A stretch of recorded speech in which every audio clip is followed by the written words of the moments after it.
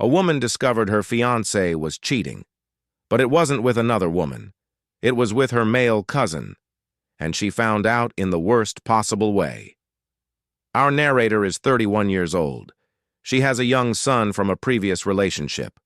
For the past 3 years, she's been with her fiancé. He's 38. They live together.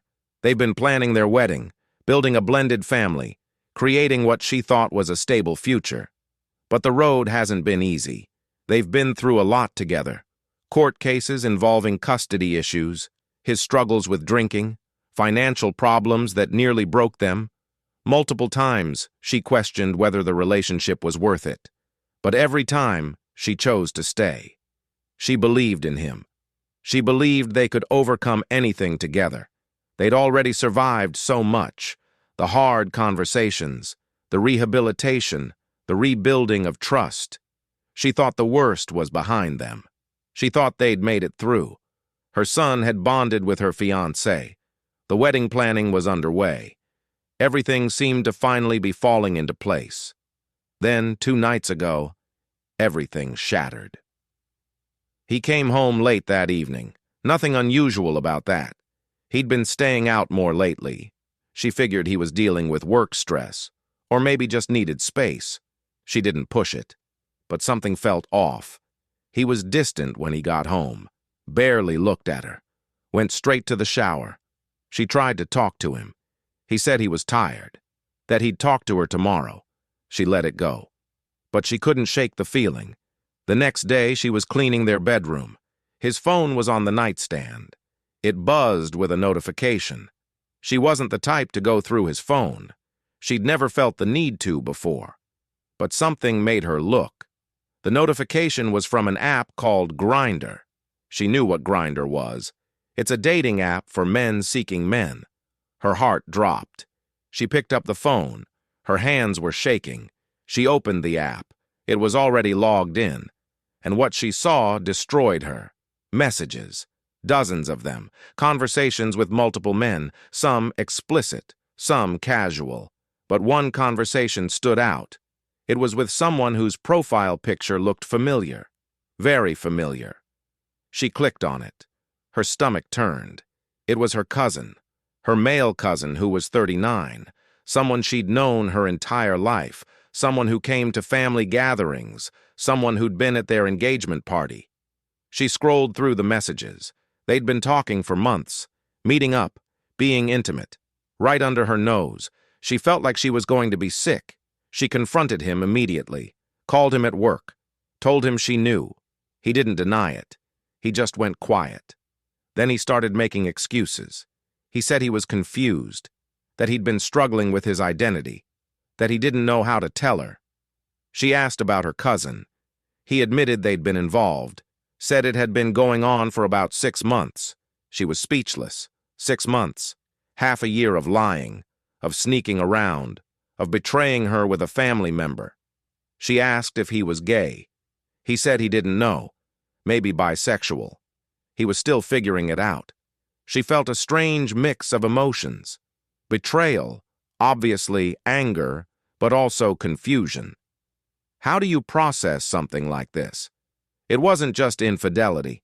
It was a complete upheaval of everything she thought she knew. About him, about their relationship, about their future. She called her cousin next. He answered on the second ring. She asked him if it was true. He didn't even try to deny it. He said yes. Just like that. Yes.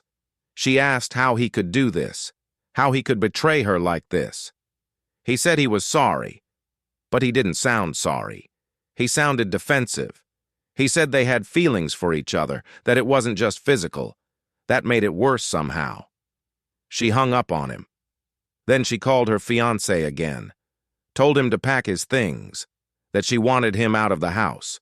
He begged her not to do this, said they could work through it, that he loved her, that he loved their life together. She couldn't believe what she was hearing.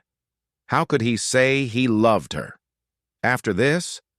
She told him love doesn't look like this. Love doesn't involve betraying someone with their own family. He left that night, stayed with a friend. She was alone with her son, trying to process what had just happened, trying to figure out how to move forward. The next few days were a blur.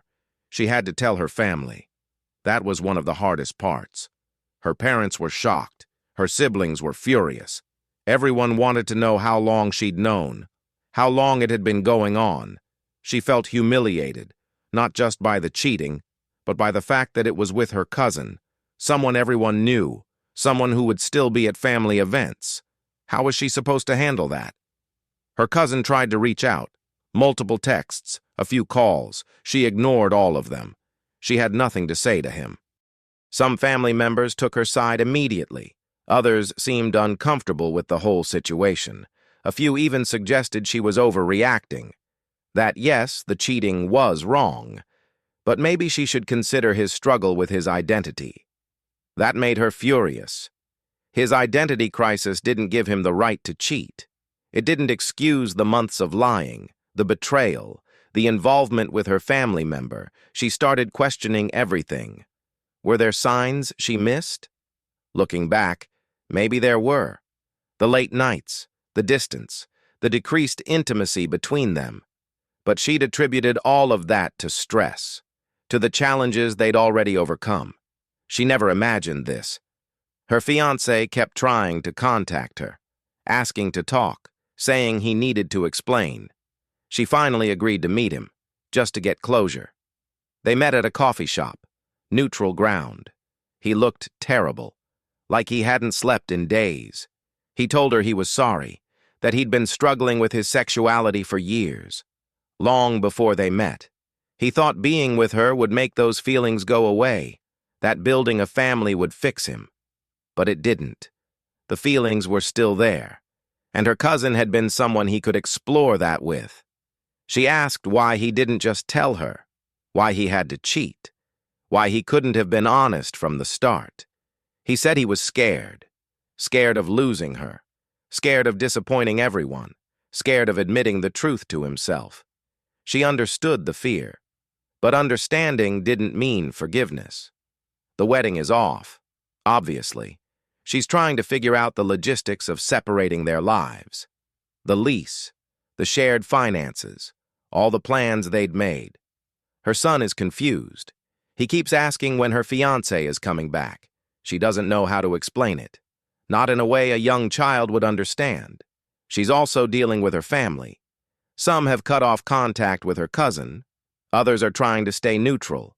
It's created a rift that might never fully heal.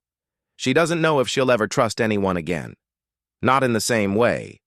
This didn't just break her relationship, it broke something fundamental in how she sees people. Her fiancé is apparently exploring his identity now, living more openly. She's happy he's finding himself, but she's angry it came at her expense, that she was collateral damage in his journey, that her cousin was willing to betray her for this. Some people have told her she should be more understanding, that coming out is difficult, that identity struggles are real. And she agrees with all of that, but none of it excuses the cheating. None of it excuses the lying, or the complete disregard for her feelings. She's in therapy now, trying to process everything. The betrayal, the humiliation, the loss of the future she'd imagined. It's going to take time, maybe a long time. Her friends have been supportive. They've reminded her that this isn't her fault, that she couldn't have known, that she couldn't have prevented this. But part of her still wonders. Were there signs? Could she have done something differently? Probably not. But the questions linger anyway. She's also worried about her son. He'd gotten attached to her fiancé. Now that father figure is gone. And she has to help him through that loss, while dealing with her own. The hardest part is the holidays coming up. Family gatherings, events where her cousin will likely be present. She's already decided she won't go if he's there.